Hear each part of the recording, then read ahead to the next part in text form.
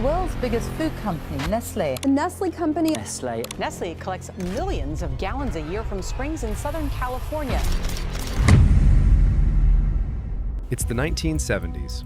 You've just invented baby formula. On paper, it's a miracle product, a lifeline for the small percentage of mothers who, for medical reasons, can't breastfeed. You're saving lives. You should feel good about yourself, but you don't feel good. You feel poor. Because mothers who can't breastfeed is a tiny market, and tiny markets don't build empires. So you ask yourself the question that every great villain in history has asked: what if I just expanded the definition of the problem? What if, instead of selling formula to mothers who need it, you sold it to every mother? Your customer base explodes 20, 50, maybe 100 times overnight. One problem: you're competing with breast milk. And breast milk is, objectively, one of the most sophisticated biological products on the planet. It's packed with antibodies, hormones, living cells, and nutrients tuned by millions of years of evolution. Your product is powdered cow's milk, vegetable oil, and sugar in a tin. You can't beat it on the product, you have to beat it on perception. And here's the thing about perception: it's not that hard to manipulate. Humans are wired to trust authority. We're wired to follow social proof. We don't make most of our decisions based on evidence. We make them based on who told us what. And if you understand that deeply enough, you can sell almost anything to almost anyone. Now, if you want a masterclass in manipulating public perception, you don't need to look far. The cigarette industry wrote the playbook decades earlier. In the early 1900s, cigarettes weren't seen as cancer sticks. They were glamorous, sophisticated, something respectable people did at dinner parties and in hotel lobbies, something movie stars did between takes. That image didn't happen by accident. It was engineered. Full-page magazine ads, celebrity endorsements, and most importantly, doctors. More doctors smoke Camels than any other cigarette. That was a real slogan. Paid for, carefully tested, psychologically precise. Because the genius of using doctors isn't just trust, it's dependency. People don't just listen to their doctors, they defer to them. They hand over their critical thinking at the door. Get a doctor to endorse something, and the consumer stops questioning it. They outsource the decision entirely. So Nestlé runs the same play. You pay doctors and nurses to recommend formula over breast milk. You send saleswomen into hospitals in Asia and Africa, dressed in nurse uniforms, handing out free samples with a smile. And the samples aren't random. They're calculated. They're just large enough to be dangerous. By the time the formula runs out, the mother's body has already stopped producing milk naturally. Supply follows demand. No supply. She's now a locked-in customer. Not by choice, by biological design, by your design. Now here's where it gets truly dark. This campaign runs hardest in Africa and Southeast Asia, markets with massive populations, limited regulatory oversight, and, critically, contaminated water supplies. Formula requires clean water to prepare. The instructions say so, but Nestlé is aggressively distributing this product in regions where millions of people don't have reliable access to clean water, where many parents can't read the instructions because they were never taught to read, where boil the water first isn't a reminder, it's an infrastructural impossibility. The result is not complicated math. Babies fed on formula mixed with dirty water are 6 to 25 times more likely to die of diarrhea, 4 times more likely to die of pneumonia compared to breastfed babies in the same communities. Millions of infants, preventable deaths, entirely foreseeable consequences of a marketing campaign that prioritized market penetration over basic human welfare. When Nestlé executives were hauled before the US Senate in 1978, the exchange became infamous. Would you agree that your product should not be used where there is impure water? We give all the instructions. Yes or no? Yes. Would you agree with me that your product should not be used where there is impure water? Yes or no? We give all the instructions. Just answer. What is your position? Of course not, but we cannot cope with that. Well, as I understand what you say is where there's impure water, it should not be used. Yes.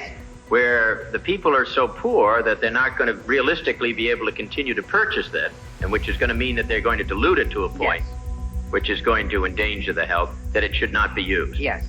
All right, now then my final question is what do you do, or what do you feel is your corporate responsibility to find out the extent of the use of your product in those circumstances in the developing part of the world? Do you feel that you have any responsibility? We can't have that responsibility, sir. May I make a reference to. You can't have that responsibility? No. The product that required clean water being marketed to people without it, and their answer, delivered calmly to a Senate committee on the record, was not our problem. By 1981, the World Health Organization had seen enough. New international code. No more marketing formula as superior to breast milk. No more advertising in hospitals. No free samples to new mothers. So Nestlé does what any adaptive corporation does. It moves the campaign to jurisdictions with weaker enforcement: Southeast Asia, the Pacific, countries where the code exists on paper but nobody's checking. And the reports keep surfacing. Payments to healthcare workers, free sample distribution in maternity wards, hospital advertising dressed up as educational materials. Not in the 80s, in the 2000s. Some of it right up to the present day. The baby formula industry today is worth over $100 billion. Nestlé sits near the top of it, and every time stricter regulation closes one door, the marketing finds a window. But if you thought this was just a formula story, you haven't been paying attention. Because Nestlé didn't just want to sell you food, they wanted to sell you water. The most basic substance on Earth, the thing that falls from the sky. Here's the business model in its purest form. Tap water costs almost nothing. You buy a tanker for $10. You bottle it. You put a photograph of a glacier on the label. You sell it back for $50,000. That's not a metaphor. Those are the literal economics of the bottled water industry. It's one of the greatest margin businesses ever constructed, perfectly legal and almost universally accepted. Nestlé built it into a global empire. Brands like Pure Life, Poland Spring, Deer Park, Perrier, S. Pellegrino. Billions in annual revenue selling a product that in most developed countries flows free from a tap. But the bottled water story gets considerably darker when you leave the developed world. In Pakistan in 2013, it was revealed that Nestlé was diverting clean drinking water directly from local communities. Water that villages and towns depended on for daily survival, pumping it into their factories and reselling it back to those same communities in plastic bottles at prices ordinary people couldn't afford. The people whose water was taken had no choice but to drink from polluted sources, while their own water, captured and branded, sat on shelves above their income level. And while this was happening, Nestlé's chairman at the time was on record in a documentary suggesting water perhaps shouldn't be classified as a fundamental human right, that it was a foodstuff with a market value. He later said his words were taken out of context, but you don't arrive at that position by accident. That's a worldview, and that worldview had a business model underneath it. All right, forget formula, forget water. At least the chocolate is clean, right? The Kit Kat. Millions sold every day, probably in a vending machine near you right now. 3 million tons of chocolate are consumed globally every year. Most of that cocoa comes from West Africa. The Ivory Coast alone produces over 40% of the world's supply. And for decades, the cocoa industry there has been built, in significant part, on child labor. Not children helping on family farms, child trafficking. Kids brought in from Mali, Burkina Faso, and other neighboring countries, working on farms under conditions that meet the legal and international definition of forced labor and modern slavery. In 2000, a major investigation found that Nestlé, alongside Cadbury and Mars, had been sourcing from these farms and knew about it. The response was a formal industry pledge: clean supply chains by 2005. They missed it. They produced new commitments. They missed 2008. They missed 2010. In 2021, 21 years after the original promise, Nestlé's own internal sustainability report acknowledged that child labor remained widespread in their cocoa supply chains. Their own document, their own admission. What they did manage was this. They sourced a small quantity of certified fair trade cocoa, made a limited run of Kit Kats with it, and stamped a green fair trade logo on the packaging. Put it in European supermarkets. Let the press cover it. Let consumers feel good. Meanwhile, the rest of the chocolate portfolio carries on as before. The logo is real. The reform is cosmetic. And then there's Ethiopia. The year is 2002. One of the worst famines of the decade is unfolding. Over 14 million people facing starvation. International aid agencies stretched beyond capacity. Images that would define the era. Back in 1986, Nestlé had acquired a German company with pre-nationalization assets in Ethiopia. The Ethiopian government owed them compensation, originally valued at $1.5 million. But due to currency fluctuations over the years, Nestlé recalculated the figure upward. Their new demand, $6 million, from a country in famine. While Nestlé posted annual profits approaching $4 billion, to put $6 million in context, it could have provided safe drinking water for 1.5 million Ethiopian families. It could have funded anti-diarrhea treatment for 750,000 children. For Nestlé, it was 0.00015% of their annual profit, a rounding error on a spreadsheet. They demanded it anyway.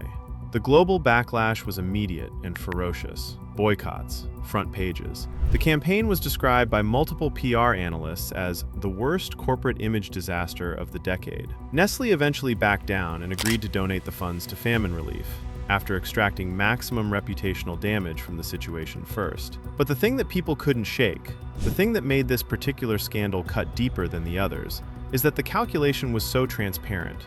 Nobody was confused about what happened. A $4 billion company looked at a starving country and decided the $6 million was worth pursuing, and they only stopped when the PR cost exceeded the financial benefit.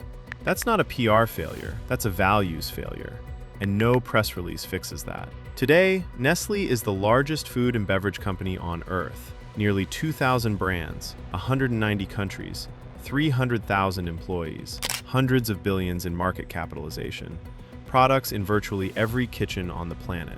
And a few years ago, an internal Nestlé document leaked to the press.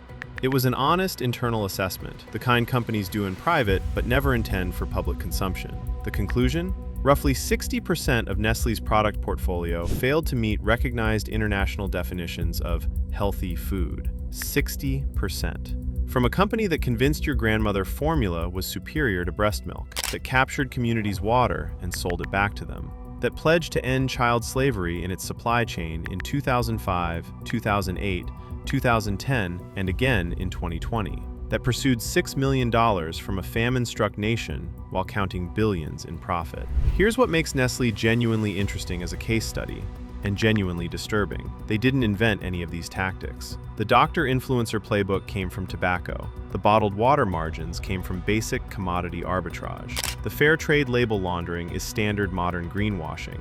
The debt collection from a desperate country is legal under international commercial law.